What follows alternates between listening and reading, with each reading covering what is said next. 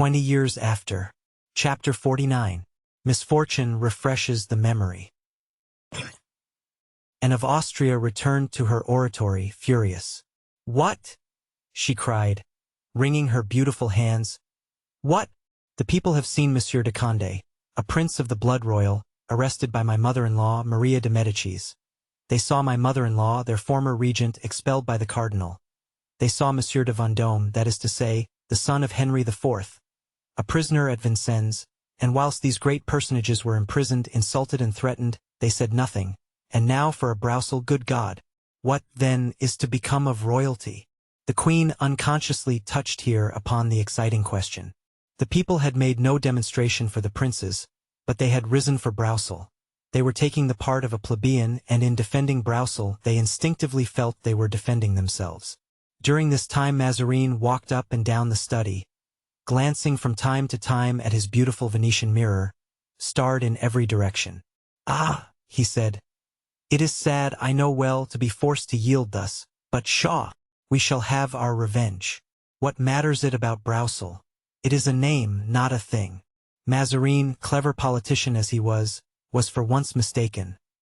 Brousel was a thing, not a name. The next morning, therefore, when Brousel made his entrance into Paris in a large carriage, having his son Louviers at his side and Friquet behind the vehicle, the people threw themselves in his way, and cries of "Long live Brousel! Long live our father!" resounded from all parts and was death to Mazarin's ears, and the cardinal's spies brought bad news from every direction, which greatly agitated the minister, but was calmly received by the Queen. The latter seemed to be maturing in her mind some great stroke, a fact which increased the uneasiness of the cardinal, who knew the proud princess and dreaded much the determination of Anne of Austria. The coadjutor returned to Parliament more a monarch than king, queen, and cardinal, all three together. By his advice, a decree from Parliament summoned the citizens to lay down their arms and demolish the barricades. They now knew that it required but 1 hour to take up arms again and 1 night to reconstruct the barricades.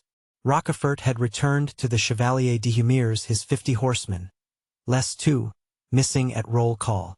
But the Chevalier was himself at heart a Frondist and would hear nothing said of compensation. The mendicant had gone to his old place on the steps of St. Eustache, and was again distributing holy water with one hand and asking alms with the other. No one could suspect that those 2 hands had been engaged with others in drawing out from the social edifice the keystone of royalty. Louviers was proud and satisfied.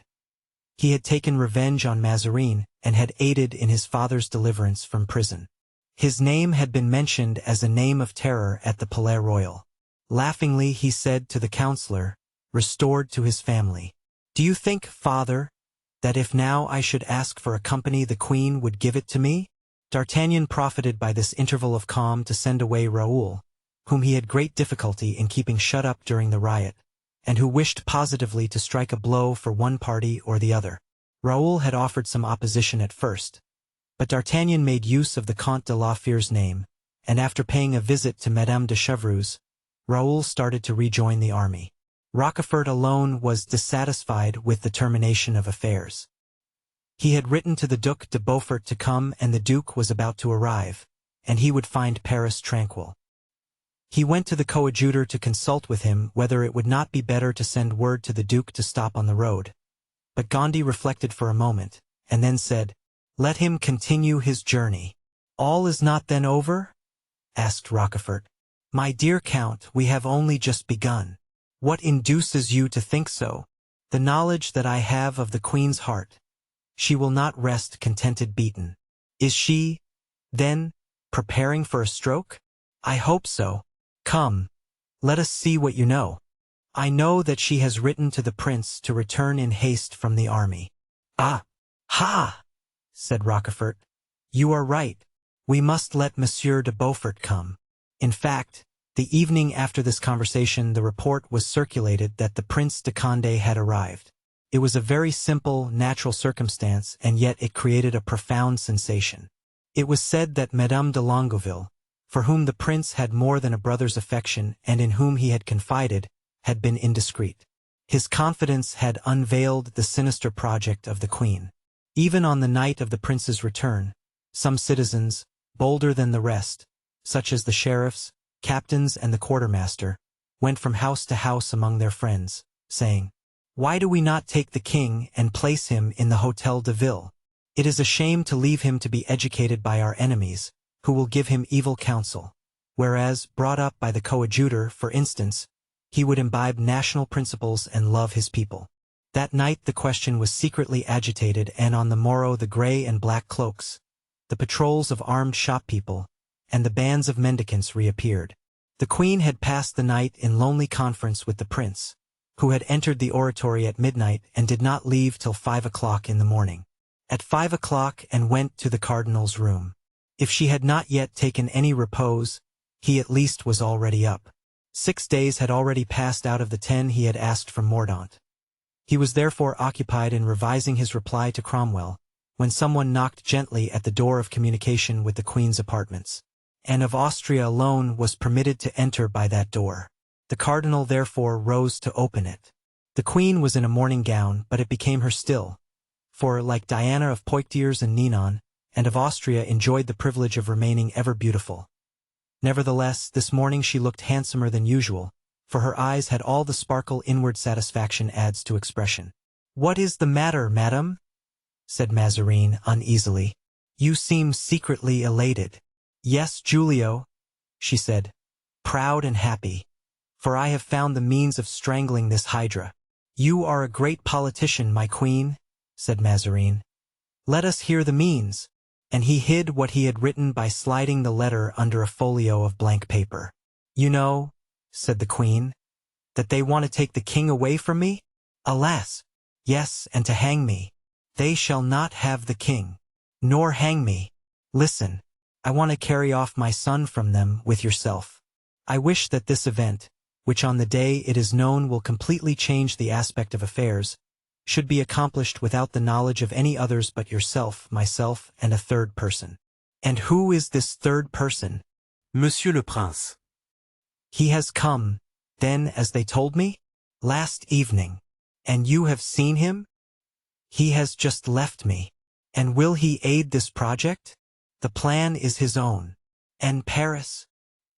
"He will starve it out and force it to surrender at discretion. The plan is not wanting in grandeur.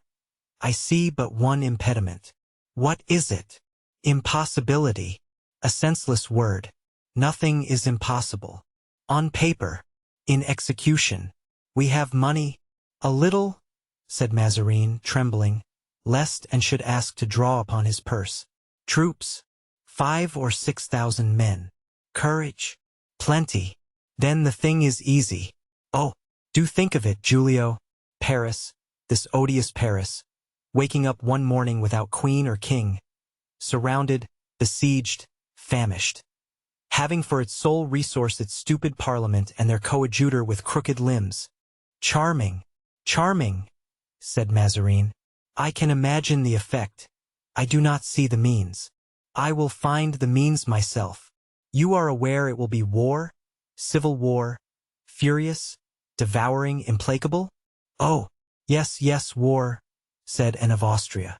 "Yes, I will reduce this rebellious city to ashes. I will extinguish the fire with blood. I will perpetuate the crime and punishment by making a frightful example. Paris. I detest, I loathe it." "Very fine, and you are now sanguinary. But take care. We are not in the time of Malatesta and Castruccio Castracani. You will get yourself decapitated, my beautiful queen, and that would be a pity. You laugh. Faintly. It is dangerous to go to war with a nation. Look at your brother monarch, Charles I. He is badly off, very badly. We are in France, and I am Spanish. So much the worse. I had much rather you were French and myself also. They would hate us both less. Nevertheless, you consent? Yes, if the thing be possible. It is I who tell you so. Make preparations for departure. I am always prepared to go, only, as you know, I never do go, and perhaps shall go this time as little as before. In short, if I go, will you go too? I will try. You torment me, Giulio, with your fears. And what are you afraid of, then? Of many things. What are they? Mazarin's face, smiling as it was, became clouded. "And," said he, "you are but a woman, and as a woman you may insult men at your ease, knowing that you can do it with impunity. You accuse me of fear. I have not so much as you have, since I do not fly as you do. Against whom do they cry out? Is it against you or against myself? Whom would they hang, yourself or me? Well, I can weather the storm, I whom, notwithstanding, you tax with fear. Not with bravado, that is not my way, but I am firm. Imitate me, make less hubbub and think more deeply. You cry very loud. You end by doing nothing. You talk of flying." Mazarin shrugged his shoulders and taking the queen's hand led her to the window. "Look," he said. "Well?" said the queen, blinded by her obstinacy. "Well, what do you see from this window? If I am not mistaken, those are citizens, helmeted and mailed, armed with good muskets, as in the time of the League, and whose eyes are so intently fixed on this window that they will see you if you raise that curtain much. And now come to the other side. What do you see? Creatures of the people, armed with halberds, guarding your doors. You will see the same at every opening from this palace to which I should lead you. Your doors are guarded, the air-holes of your cellars are guarded, and I could say to you, as that good La Ramee said to me of the Duc de Beaufort, you must be either bird or mouse to get out. He did get out, nevertheless. Do you think of escaping in the same way? I am a prisoner, then? Parbleu, said Mazarin. I have been proving it to you this last hour, and he quietly resumed his dispatch at the place where he had been interrupted, and, trembling with anger and scarlet with humiliation, left the room, shutting the door violently after her. Mazarin did not even turn around. When once more in her own apartment and fell into a chair and wept, then suddenly struck with an idea. "I am saved!" she exclaimed, rising. "Oh, yes, yes. I know a man who will find the means of taking me from Paris, a man I have too long forgotten." Then falling into a reverie, she added, however, with an expression of joy, "Ungrateful woman that I am, for 20 years I have forgotten this man, whom I ought to have made a Marechal of France. My mother-in-law expended gold, caresses, dignities on Concini, who ruined her. The king made Vitry Marechal of France for an assassination, while I have left in obscurity, in poverty, the noble D'Artagnan, who saved me." And running to a table, on which were paper, pens and ink, she hastily began to write.